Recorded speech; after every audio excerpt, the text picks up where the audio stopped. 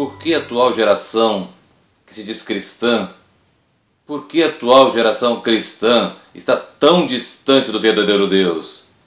Porque vivem como se Deus não existisse, como se não fossem um dia prestar contas ao Altíssimo Deus, um Deus que por excelência é santo, um Deus que não tolera o pecado. Por que vocês, principalmente jovens, vivem como se fossem senhores da sua própria vida, como se não precisassem de mais nada, como se vocês mesmos fossem senhores de si, como se não dependessem de nada, como se as suas próprias mãos construíssem a sua vida? Como se vocês não fossem simplesmente caco entre cacos de barros, como se vocês não fossem criaturas de um Deus eterno, de um Deus santo, justo, perfeito, imaculado e puro. Porque vocês não têm temor a Deus, vocês não conhecem o verdadeiro Deus, e a palavra de Deus me diz que sem o temor a Deus, o homem se afasta dele, porque com o temor a Deus, ele se aproxima do eterno Deus.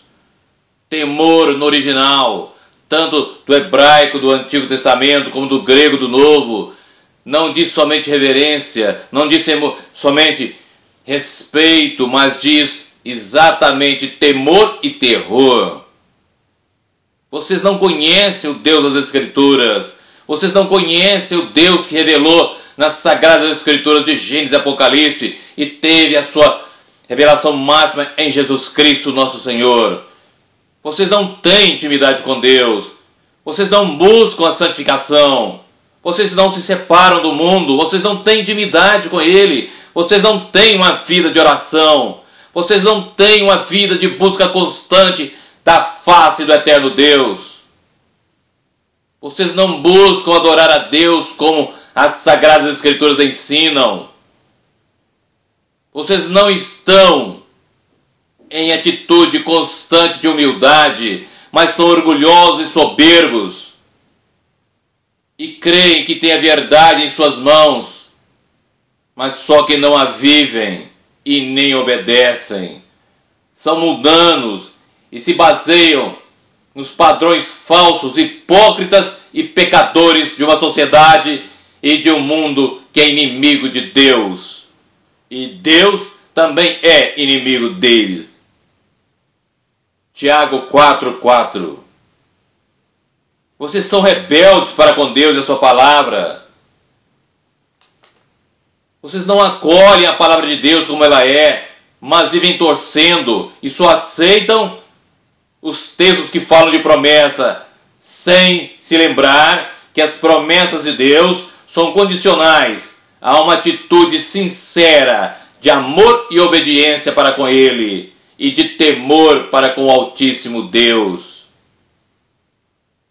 E ainda inúmeros que dizem ser cristãos, mas que dizem merecer a salvação, que são santos, puros, sagrados, mas não tem nada de Jesus Cristo, não tem nada do caráter de Cristo, não tem nada daquilo que o Senhor ensinou.